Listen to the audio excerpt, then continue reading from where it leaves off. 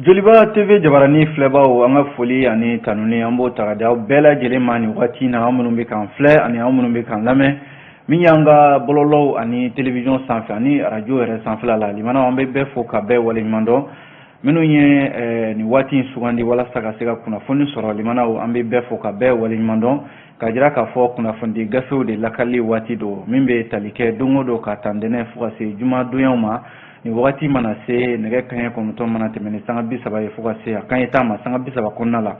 an y'a kanu ka gafew kɔnɔ kuma lakali aw ye walasa bɛɛ bɛ se ka faamuya sɔrɔ a la cogo min na nka jɛmukan in segin bɛ k'a ka waati ni waati tile kɔnɔna la walasa aw bɛ se ka faamuya sɔrɔ jɛmukan in na cogo min na o tuma nin y'an sigilen kɛnɛ ka bi tarata ye min ye mɛ kalo tile 31 san 2022 limanaw an b'aw fo ka waleɲuman dɔn an b'a fɔ aw danse kunnafoniw kɛnɛ kan limanaw gafew bɛ yan nɔ gafe minnu bɛ yen n'an bɛna an da don la sisan bakurunba damadɔw la wala taalen ɲɛfɛ ka sɔrɔ ka tɔ walawala fasidi sɛbɛn min bɛ yan fɔlɔ o ye le soir de Bamako ye a y'a jira k'a fɔ ko min bɛ tali kɛ docteur Umaru Mariko limanaw Umaru Mariko min ni ayiwa fanga sinaya ayiwa o baara kɔni a b'o la waati ni waati jamana kɔnɔna la yan nɔ a bɛ kalo 2 bɔ sisan docteur Umaru Mariko a tununnen don maa si t'a ta yɔrɔ dɔn a jala k'a fɔ soir de Bamako kɔnɔna la bi ayiwa Umaru Mariko ko a bɛ n'a fɔ a y'a yira maaw la k'a fɔ a balolen don sabu a yɛrɛ ka kuma la ko ale ma sa bana t'a la wa maa m'a minɛ wa k'ale bɛ Mali la yan a ma taa yɔrɔ si an bɛna o lakali aw ye sisan ale soir de Bamako kelen kɔnɔ limanaw ko Imam Mamudu Diko ka kumaw la ni maa caman bɛ ka kuma ninnu ta k'a kɛ fɛn wɛrɛ ye k'a kɛ kuma jugu ye maa min bɛ yen n'ale bɛ sariya dɔn maître Cheikh Umaru Konare ale de y'a jira k'a fɔ min ye Imam Mamudu Diko ka kuma ninnu ye ko kumaw tɛ minnu bɔra sariya kɔnɔna la i n'a fɔ an ka sariya sunba b'a yamaruya maaw ka kuma nka a ka kɛ bonya kɔnɔna la ko min ye Mamudu Diko ye a ka kuma in a kɛra bonya kɔnɔna la a ma don maa gasi la soir de Bamako de y'o fɔ an bɛna o ɲɛfɔ aw ye sisan o mana bɔ yen Nouvelle Horizon fana bɛ yan a kumana ayiwa Nouvelle Horizon y'a jira k'a fɔ ko Douentza ani Gosi cɛ ayiwa ko mobili caman de bɛ yen n'o ye maa ta mobiliw ye kariw de ko don limanaw ko caman de jɔlen don ayiwa Douentza ani Gosi cɛ k'a sababu kɛ siranya yɛrɛ ye ayiwa ko bamancimaw de kɛmɛ ka taa ayiwa sira fila in Douentza ani Gosi cɛ ayiwa min ye mobiliw ye olu bɛɛ lajɛlen jɔlen don siranya yɛrɛ kama a bɛ se kari 10 ɲɔgɔnna ma olu bɛɛ lajɛlen jɔlen don si tɛ ka sɔn ka taa ayiwa i ka taama la k'a sababu kɛ bamancimaw ɲɛ siranya ye ale ye Nouvelle Horizon kelen ka kuma na an ka sanfɛ kalanso min bɛ yen n'u kama ko FSEG faculté des sciences économiques et de gestion a jirala k'a fɔ maa minnu bɛ yen n'olu ye baki sɔrɔ n'u kan ka taa kalan daminɛ nin yɔrɔ ninnu na a bɛ se maa 115 ɲɔgɔnna ma olu kɔni bɛ so nin waati in na k'a sababu kɛ ko yɔrɔ tɛ yen ka kalan kɛ an bɛna an da don o la sisan Nouvelle Horizon ale kɔnɔna la o mana bɔ yen l'essor ale kumana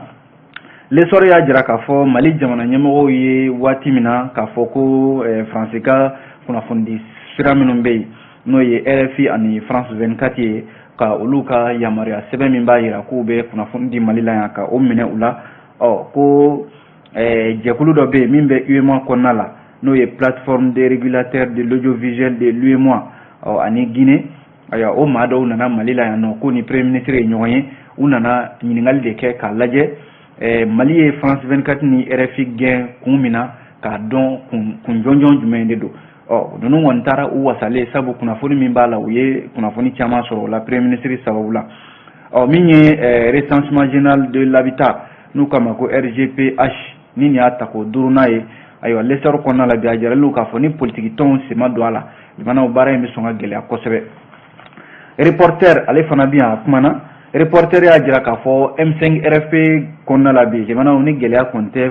fila ye kelen b'a kɔnɔ sabu M5 RFP a na kɛ jɛkulu dɔ bɛ yen ayiwa olu wulilen bɛ k'u jɔ bi k'u tɛna u ka comité stratégique a lakodɔn san ko ko premier ministre yɛrɛ n'o ye Choguel Kokala Mayiga ye ale de bɛ comité stratégique ɲɛmaaya la bi ko maa tɛ se ka kɛ kiiritigɛla ye ka tila ka kɛ fankeleman ye tuguni ko Choguel Kokala Mayiga b'o o baara de la bi olu tɛna se ka to M5 kɔnɔna la wa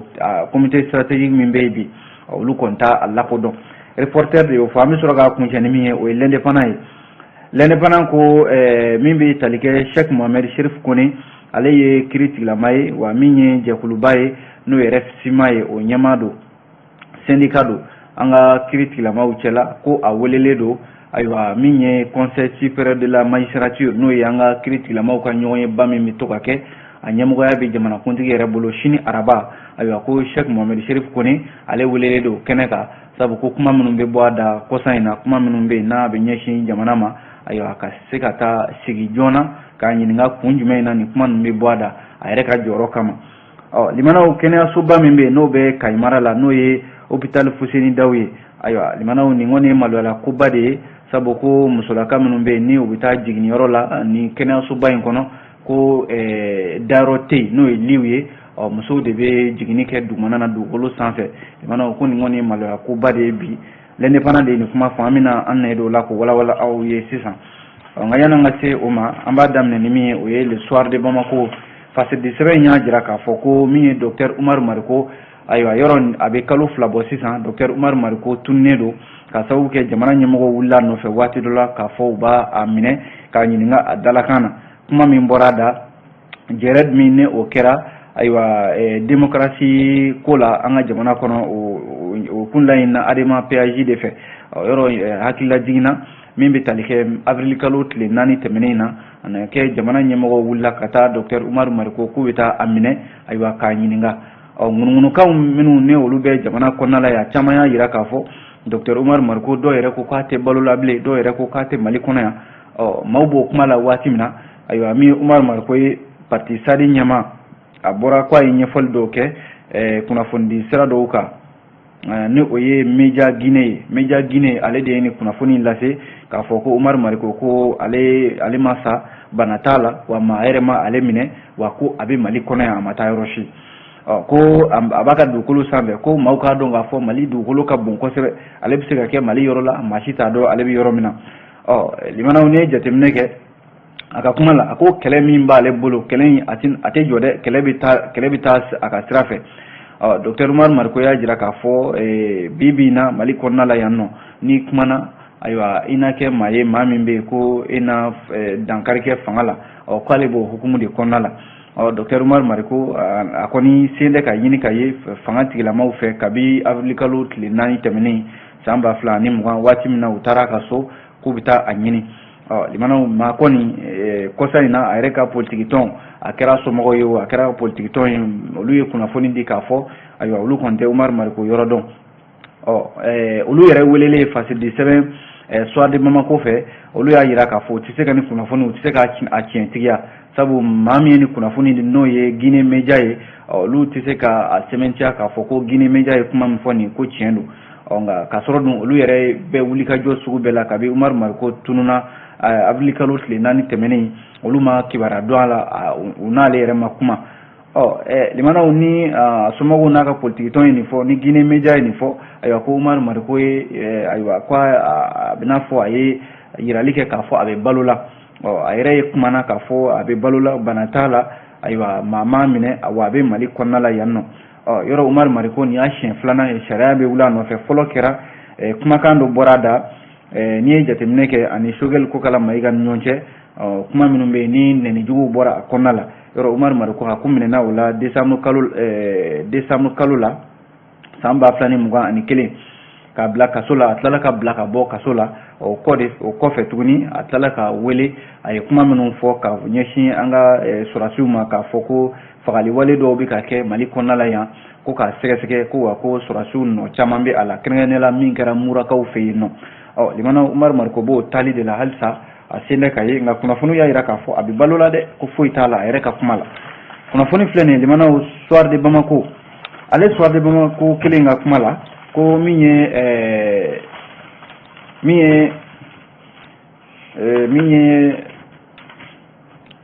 Imam Mahmoud Diko limanaw Imam Mahmoud Diko yɔrɔ nin wagati in na ale ka kuma de bɛ bɛɛ lajɛlen minɛ kan ayiwa Imam Mahmoud Diko ye kuma min fɔ ka ɲɛsin fanga ani politiki tɔn fo ka taa se diɲɛmaa ma ayiwa k'a fɔ ko politiki maaw k'olu kɛra i n'a fɔ maa minnu bɛ yen ni u tɛ yen bilen yɛrɛ i b'a fɔ maa minnu yɛrɛ salen don min ye an ka jamana ɲɛmɔgɔw ye ko olu bɛ yaadaliya ni jamanaya de la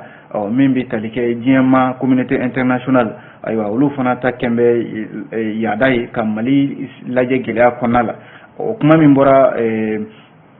Imam Mahmoud Diko da limana kuma in bele jele kon be ka ita fo ala mingo akan mingo amman bebe ki ita fo ala ni jatimne ke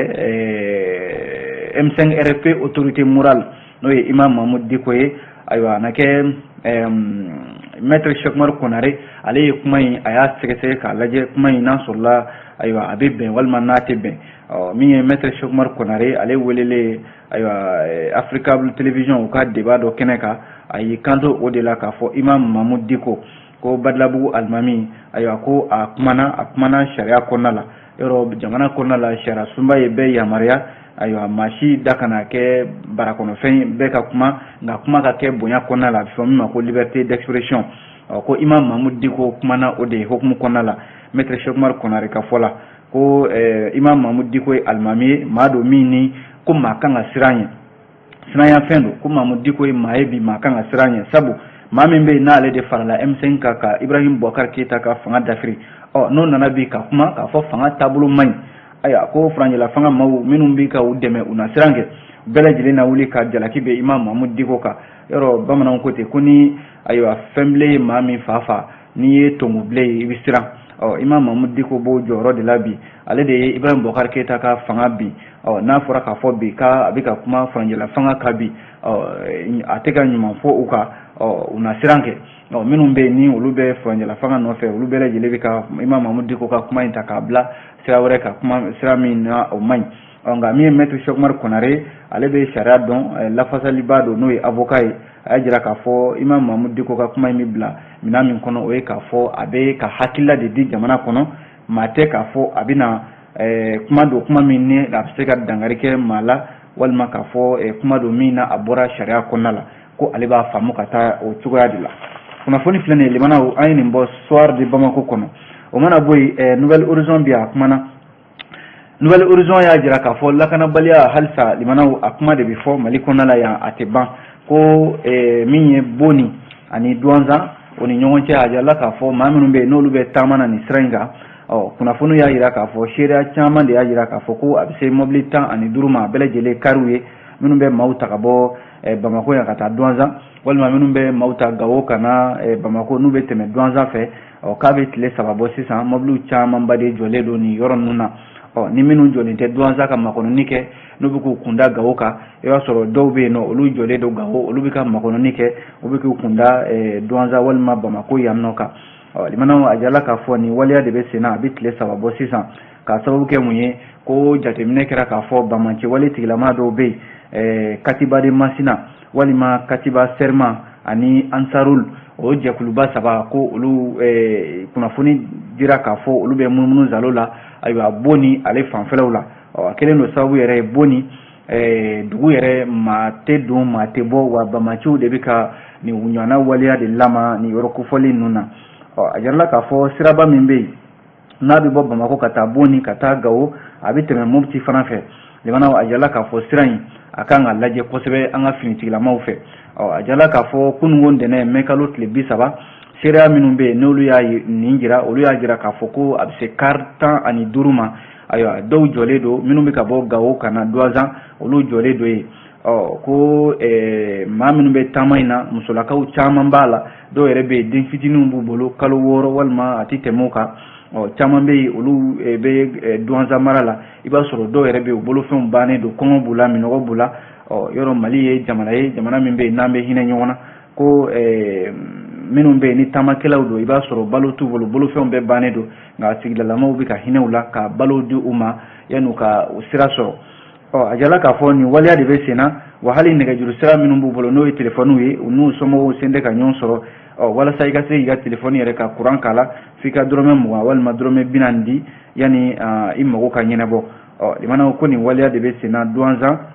mobli chaman jole ndo ino minum be boy no kana Bamako ya wal ma minum be bo gawo kana duanza siraba in sanfela limana ale nouvelle horizon kilinga kumala anga sanve kalanso ba mimbe nanka mako faculté des sciences économiques et de gestion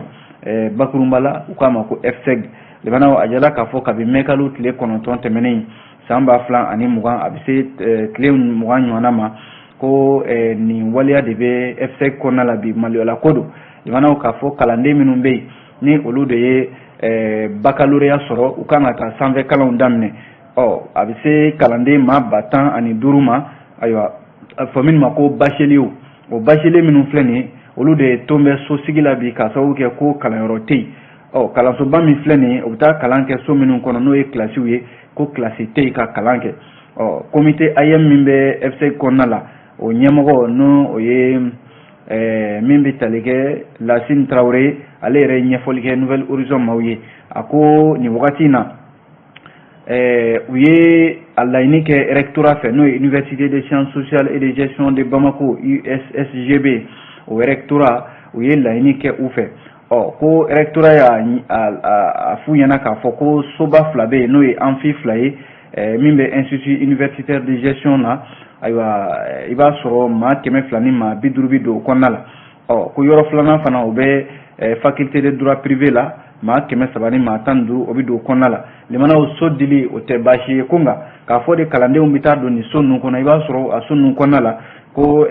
maaw bɛ t'u sigi ban minnu kan ka kalan kɛ ko pan tɛ yen ventilo tɛ yen climatiseur tɛ yen k'a fɔ k'i bɛ t'i sigi ka kalan kɛ yɔrɔ maaw tɛna t'u sigi duguma ka kalan kɔni kɛ Lasine Traoré y'a jira k'a fɔ nin gɛlɛya de bɛ yen so dili tɛ baasi ye ko nka sigiyɔrɔ tɛ yen k'a fɔ de i bɛ t'i sigi ka kalan kɛ nin yɔrɔ kofɔlen ninnu na Lasine Traoré o ko olu kɔni laɲini kɛ rectorat fɛ walasa u ka se ka bɔ ayiwa nin gɛlɛya in kɔnɔna la ko bɛ nin yɔrɔ de la Lasine Traoré tɔgɔ in comité AM min bɛ FCI kɔnɔna la a y'a jira halisa k'a fɔ ko lakɔlidenw yɛrɛ k'a faamu k'a fɔ n'i y'a ye u y'u bila ka taa so ko dɔwɛrɛ tɛ u bɛ fɛ de u ka kalan kɛ lafiya kɔnɔna la n'a fɔra k'a fɔ i bɛ taa kalan kɛ limanaw san 3 kalan o bɛ taa wolo san 5 walima san 6 la licence dɔrɔn ɲini kama yɔrɔ o tɛ hɛrɛ ye Lasine Traoré y'a jira k'a fɔ nin kɔni ye ko ye ko min bɛ yen ni maloyala ko don FCI ale kɔnɔna la bi FCI ɲɛmɔgɔw yɛrɛ ɲininkali olu y'a jira k'a fɔ n'i ye kalanso yɛrɛ lajɛ n'o ye faculté des sciences économiques et de gestion ye kalanden min bɛ yen n'o kan ka kalan kɛ a kɔnɔ n'o da dɔnnen don o kan ka bɛn maa 30 de ma ko nka bi FCI kɔnɔna la limanaw a bɛ se maa 35 ma kalandenw na minnu de bɛ ka kalan kɛ FCI kɔnɔna la wa o bɔlen kɔ ye maa 15 wɛrɛ o nana fara kan yɔrɔ a kɛra sɔ ma mɔ dɔwɛrɛ bɛ ka k'o ka fara kan Mamadou Traoré ale de ka fasiri nin limanaw an ye nin bɔ Nouvelle Horizon ale kɔnɔ o mana bɔ yen nɔ l'essor ale bɛ yan a kumana limanaw l'essor y'a jira k'a fɔ ko n'i ye jateminɛ kɛ waati dɔ la jamana ɲɛmɔgɔw ye yamaruya minɛ France 24 ani RFI la k'a fɔ u tɛ se ka kunnafoni di Mali la yan nɔ bilen ko sabu u yera taramako dɔ la tanamako minnu bɛ yen n'o ye kunnafoni kolonw dili ye walima kunnafoni minnu na a yamaruya t'u bolo k'a di Mali kɔnɔna la yan nɔ a jɔrɔla k'a fɔ RFI ni France 24 olu kɔni ka kunnafoni di a jɔra Mali la yan fɔlɔ o de hukumu kɔnɔna la min ye jɛkulu dɔ ye plateforme des régulateurs de l'audiovisuel minnu bɛ UEMOA jɛkulu kɔnɔ o ye jɛkuluba ye minnu bɛ sariya ta walasa ka se ka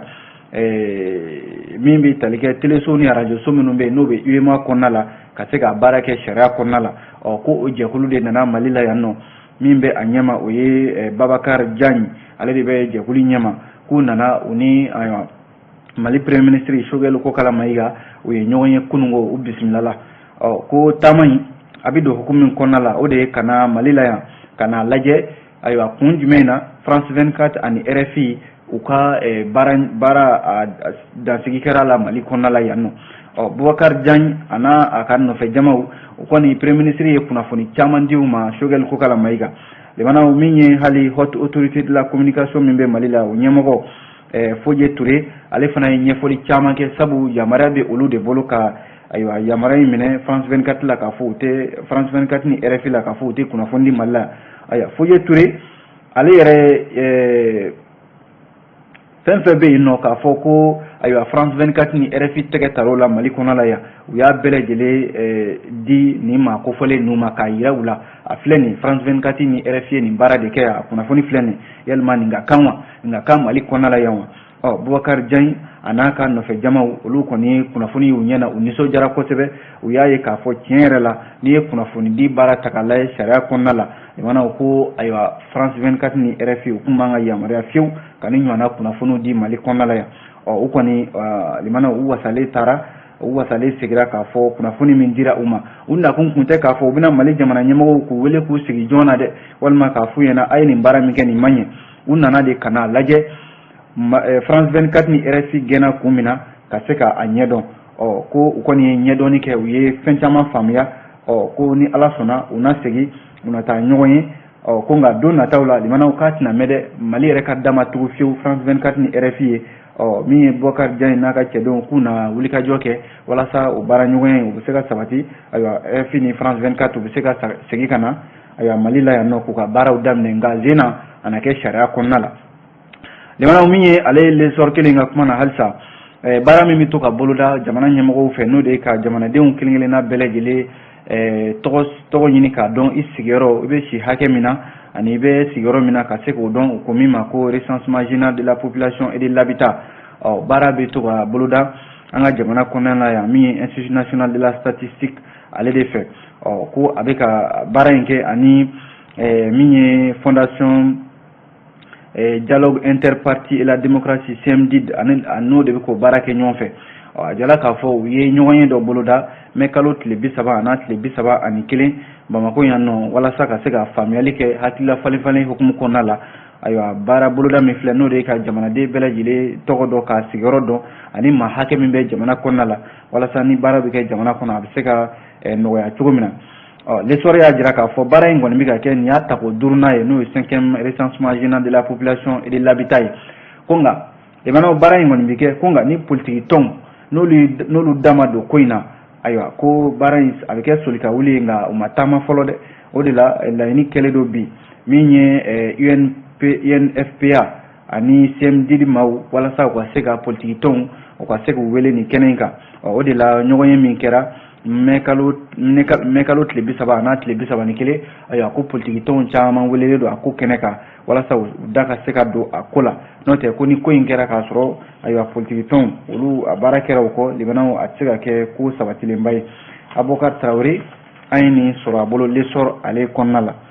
o mana bɔ yen reporter bi yan a kumana limanaw min ye reporter ye a y'a jira k'a fɔ ko jɛkulu min bɛ yen n'o ye M5 RFP ye ko jɛkulu kura dɔ poyira a kɔnɔna la ne o ye coalition dɔ ye olu y'a jira k'a fɔ ko u ka comité stratégique n'o y'u ka ɲɛmɔgɔso ye ko u tɛna a lakodɔn bilen ɲɛmɔgɔso in a ɲɛmɔgɔ yɛrɛ bɛ ayiwa premier ministre de bolo n'o ye Choguel Kokala Mayiga ye limanaw M5 RFP a na kɛ daba wuli de b'a kɔnɔna la bi sabu comité stratégique min filɛ nin ye ni a jala k'a fɔ o ɲɛmɔgɔya bɛ Choguel Kokala Mayiga bolo ko maa dɔw wulila k'a fɔ u tɛna Choguel Kokala Mayiga ale lakodɔn wa ko comité stratégique yɛrɛ maa min a b'a kɔnɔna la ayiwa k'u tɛn'u lakodɔn u ye kunnafonidilaw wele ka ɲɛfɔli k'u ye sibiri tɛmɛnen mɛ kalo tile 28 maison de la presse la u ka ɲɛfɔliw la waati min na ko M5 maa dɔw bɛ yen olu wulila k'a fɔ u bɛ dɛmɛ ta ka ɲɛsin Kawural Umar Abdul Touré ma n'ale ye mouvement Kawural ɲɛmɔgɔba ye kabi o wulikajɔ de kɛra ko a na kɛ maa dɔw bɛ yen olu dulonna M5 kɔnɔna la M5 RFP o kɛra gɛlɛya ye a kɛra i n'a fɔ bɛɛ lajɛlen bɛ ka taa i ta fan bi min bɛ tali kɛ M5 jɛkulu dɔw de bɛ n'o ye coalition dɔ ye olu de wulila sa ka ɲɔgɔn ye dɔ kɛ u y'a jira k'a fɔ ko olu ye lettre caman de di ci comité stratégique ma lettre ninnu caman kɔnɔna la laɲini minnu b'a kɔnɔ o de ye k'a fɔ M5 kɔnɔna la ayiwa ko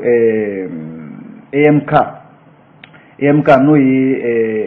Cheikh Umar Sissoco ale ka tɔn ye muso ni cɛ ni denmisɛnnin minnu b'a kɔnɔna la ko olu dɔw gulonnen don olu ka hakɛw ka lajɛ Usman Dunbiya ale yɛrɛ ka fɔ la k'a bɛ se san 1 ɲɔgɔnna ma sisan u b'o baara la nka ko taama bɔ sisi ma bɔ M5 ɲɛmɔgɔw kɛlen don k'a kɛ fangelenko ye ni min ma u diya ni min ka kuma ma taa u fan fɛ u t'o ka kuma ta ba la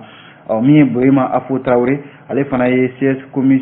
comité santé ale y'a jira k'a fɔ ko tiɲɛ yɛrɛ la baara min bɛ ka kɛ M5 kɔrɔ bi o t'olu fɛla ye wa olu hakilila min kɔni b'olu la bi o de ye k'a fɔ comité stratégique min bɛ yen olu tɛ a lakodɔn wa ayiwa olu b'a ɲini bi M5 comité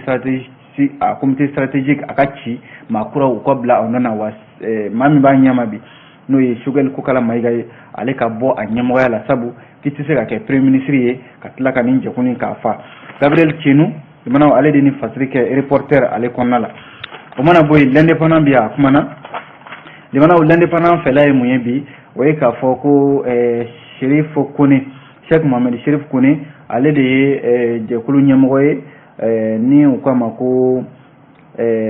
association malienne des procureurs et poursuivants ani référence syndicale des magistrats RFSIMA o ɲɛmɔgɔ do limana Cheikh Mohamed Chérif Kone ana kɛ sini juin kalo tile fɔlɔ araba ko a welele do min bɛ tali kɛ ka taa sigi joona sabu ko conseil supérieur de la magistrature sigi min bɛna kɛ n'a bɛna kɛ jamanakuntigi yɛrɛ ɲɛna ko wele bilalen do Cheikh Mohamed Chérif Kone ma a ka taa sigi joona k'a ɲininka kun jumɛn na a bɛ to ka bɔli laban minnu kɛ jamanaw ayiwa hali n'a sɔrɔla kunba ma fɔ a la nka indépendant ka fɔ la a bɛ se ka ɲininka kun minnu na o de ye k'a fɔ kɔsa in na yɔrɔ Cheikh Mohamed Chérif Kone a bɛ bɔ ka fanga ka taabolo dɔw bɛ o n'a ka taabolo tɛ kelen ye sango waati min na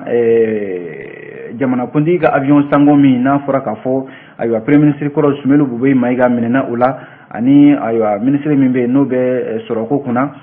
n'a tun bɛ sɔrɔko kunna madame Bɔre Fili Sisoko yɔrɔ olu ka dossier Cheikh Mohamed Chérif Kone y'a jira k'a fɔ ko cour suprême tun man ka i da don a la ko sabu k'a na kɛ cour suprême i jɔ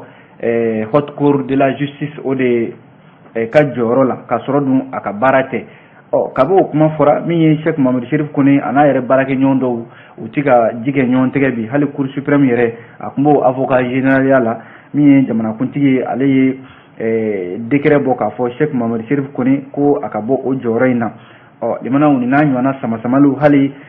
Sam ni Silima ani Cheikh Mohamed Chérif ka tɔn ni ɲɔgɔn cɛ n'o yɛrɛ FSIMA ni AMPP ye ayiwa olu fana bɛn tile tɛ u ni ɲɔgɔn cɛ bi a na kɛ sini kɔni Cheikh Mohamed Chérif Kone jamanakuntigi yɛrɛ de lettre ci colonel Assimi Goïta ko k'a wele k'a sigi k'a ɲininka kun jumɛn na ni ɲɔgɔnna waleyaw kuma bɛɛ o bɛ bɔ a da an b'a kuncɛ ni min ye limanaw l'indépendant ka kunnafoni halisa ko kɛnɛyasoba min bɛ yen n'o bɛ Kayi mara la hôpital Fuseni Daw ayiwa hôpital Fuseni Daw limanaw a jala k'a fɔ waleya dɔ bɛ ka kɛ waleya min n'a a kan ka maa lamaloya kosɛbɛ sabu ni ɲɔgɔnna kɛnɛyaso belebeleba Mali kɔnɔna la yan nɔ k'a fɔ ko musolaka minnu bɛ yen limanaw ni olu ka yɛrɛsɔrɔ sera ko olu ka yɛrɛsɔrɔ limanaw o bɛ kɛ dugumakolo de sanfɛ k'a sɔrɔ dun ko yɔrɔw bɛ yen yɔrɔ minnu bɛ yen n'a fɔra k'a fɔ ko ayiwa li n'o ye musow bɛ da li minnu kan ko o de tɛ ka sɔrɔ ni kɛnɛyasoba in kɔnɔna la limanaw maliyara ko don dɛ k'a fɔ hôpital Fuseni Daw min filɛ ni Kayi mara la kɛnɛyaso don kɛnɛyaso min bɛ yen n'a a fɔra k'a fɔ a bɛ jate Mali kɛnɛyasobaw fɛ kosɛbɛ nka nin waleya min filɛ nin n'a yera ɲɛ la k'a fɔ musow olu ka yɛrɛsɔrɔ mana se limanaw u bɛ bange kɛ dugumana la tiɲɛ la k'o tɛ fɛn min bɛ yen n'a a bɛ jamana tɔgɔ ja ko sibiri tɛmɛnen mɛ kalo tile 28 ko muso caman de bɛ yen minnu nana yɛrɛsɔrɔ baaraw la ayiwa u ka a fɔra k'a fɔ ko li tɛ kɛnɛyasoba in kɔnɔna la caman de jagoyara sa kɛnɛya tigilamaaw fɛ ka u ka baaraw kɛ dugumana la limanaw ni ɲɔgɔnna waleya hakilila jiginna kabi mɛ kalo tile 17 tɛmɛnen a jala k'a fɔ ko samasamali dɔ bɛ syndicat min bɛ nin kɛnɛyasoba in kɔnɔ ani u ka kɛnɛyaso in ɲɛmɔgɔw cɛ a na kɛ syndicat yɛrɛ k'u ye lettre dɔ ci kɛnɛya hôpital Fuseni Daw a ɲɛmɔgɔw ma k'a fɔ ko baara min bɛ sen na n'o ye hôpital yɛrɛ nafolo min bɛ sɔrɔ a ka don hôpital a baara la ani minɛn minnu bɛ yen n'o bɛ ka majɛ kɛ baara in nafolo ka se ka don o la ko lettre cira gouverneur ma a na kɛ colonel Musa Sumare ale yɛrɛ welewele dakan bila hôpital ɲɛmɔgɔw ma alamisa tɛmɛnen o ka se ka ɲɔgɔn ye o ɲɔgɔn ye kɔni bɛ ka boloda limanaw a na kɛ n'o bolodara ayiwa fɛɛrɛ bɛ se ka sɔrɔ o ka nin baara in na nka nin waleya min filɛ nin limanaw ka musow bɔ u ka so ka na jigin dugumana na kɛnɛyaso kɔnɔ hali ka to i ka so o man fisa i ka na nin ɲɔgɔnna waleya ka da i ka kɛnɛyaso kɔnɔna la indépendant de ka kuma don dɛ Umar Bagayogo ale ye indépendant ka lasigiden ye Kayi mara kɔnɔ an ye nin fasiri sɔrɔ a bolo a bɛ dansigi kɛ kunnafoni sɛbɛnw na an sera ka min lakale ka bɛn nin waati ɲɛ o tuma an b'aw fo ka aw waleɲuman dɔn ni Ala sɔnna an na ɲɔgɔn sɔrɔ a sini gafe kura minnu mana sɛbɛn an na o lakale ladira kɔnɔna la a kan bɛn diɲɛ waati wɛrɛ